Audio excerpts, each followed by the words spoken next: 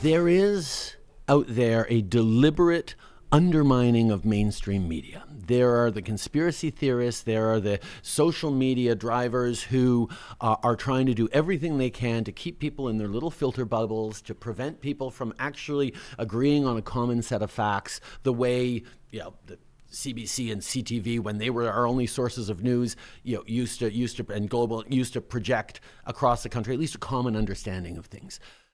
Welcome back to Tipping Point. I'm your host, Kara McKinney. Sounds like someone's mad. Canada's Prime Minister seems pretty upset that after years of flagrant lying by the establishment press, that people don't trust them anymore and want to verify information on their own.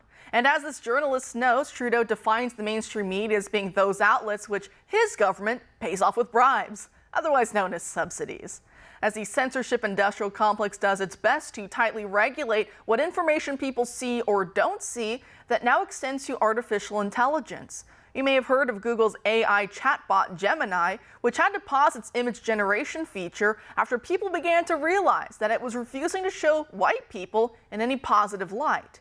If you ask the image generator to show you images of, say, the founding fathers or popes, for example, it would return results back to you of female or black, brown, or Asian figures instead.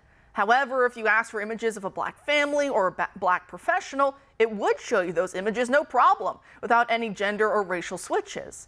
The anti-white nature of the tool is quite obvious, especially when you see that the developers behind it are hardcore left-wing white guys online who make it their entire personality to hate other white people. And so Elon Musk decided to poke some fun at the technology by pretending to ask it to generate images of Canada's Prime Minister. And then he added images of all the times Trudeau actually wore blackface or cringily tried to ingratiate himself into another culture. I think that was the funniest thing ever. But an important point should be drawn from this. As this user notes, we created AI capable of answering in seconds any question within the bounds of all recorded human knowledge. And the first thing we asked it was to lie. What does that say about us? We've had the internet at our fingertips for decades now. And yet, how many people use it to actually gain knowledge, like learn another language, rather than to watch porn or to play video games? It's a damning indictment of the decadence of modernity. And it gets worse, as friend of the show Oren McIntyre of The Blaze warns. He writes in a thread on X, quote, "People are freaking out about Google's Great Replacement History Edition AI.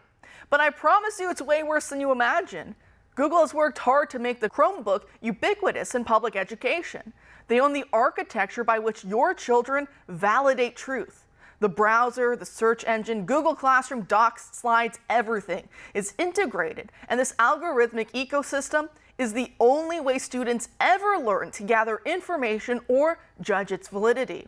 The idea of going to a library and manually investigating primary sources that aren't constantly monitored and censored or altered for wrongthink is unfathomable.